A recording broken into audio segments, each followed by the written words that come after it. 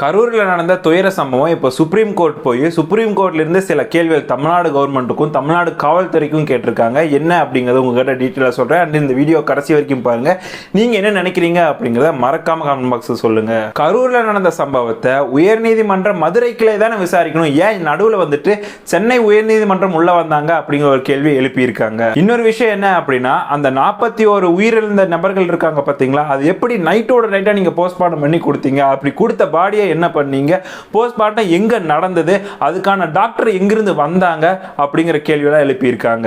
அதையும் தாண்டி விஜய் அவர்கள் வந்து அங்கிருந்து வேகமா போயிட்டாரு, யாரையும் பார்க்கல, எந்த ஒரு இதுவும் கொடுக்கல அப்படின்னு சொன்னது பாத்தீங்க அப்படின்னா, தமிழ்நாடு காவல்துறை தான் வந்துட்டு அவர் அங்கிருந்து சீக்கிரமா போக சொன்னதாகவும், அவர் இங்க இருந்தா மறுபடியும் எச்சா பிரச்சனை ஆகும்னு சொல்லிட்டு அவரை சீக்கிரமா அங்கிருந்து அப்புறப்படுத்துறதாகவும் சொல்லி இருக்காங்க. இதுல முக்கியமா நீங்க நோட் பண்ண வேண்டிய விஷயம் என்ன அப்படின்னா, 41 உடல் கூறாய்வு நீங்க எப்படி ஓவர் நைட்ல பண்ணி முடிச்சீங்க, அவ்வளவு சீக்கிரமா ஏன் நீங்க பண்ணி முடிச்சீங்க அப்படின்னு சொல்லிட்டு சுப்ரீம் கோர்ட் கேட்கும் பட்சத்தில் அரசு தரப்பில் இருந்து என்ன சொல்றாங்க அப்படின்னு பாத்தீங்கன்னா, எங்களுக்கு கால அவகாசம் வேணும் அப்படின்னு சொல்றாங்க. அதாவது டைம் வேணும், இப்போ எங்க கிட்ட பதில் இல்லை அப்படின்னு சொல்றாங்க. இந்த வழக்கில் பாத்தீங்கன்னா எஸ்ஐடி, அதாவது ஸ்பெஷல் இன்வெஸ்டிகேஷன் டீம் வந்துட்டு ஹைகோர்ட்ல இருந்து அமைக்கிறாங்க. இதுல பாத்தீங்கன்னா மாநில அளவில் இருக்கக்கூடிய அதிகாரிகள் மட்டும்தான் அந்த டீம்ல இருக்காங்க அப்படிங்கிற குற்றச்சாட்டு தாவேகா மூலமா வைக்கப்படுது. இன்னொரு விஷயத்தை அங்க தெளிவுபடுத்துறாங்க, நாங்க எஸ்ஐடி அமைக்க வேணாம்னு சொல்ல, எஸ்ஐடி மூலமா உண்மை வெளியே வராது, மாநில அளவில் இருக்கக்கூடிய அதிகாரிகள் உள்ள இருந்தால் அப்படிங்கிறாங்க.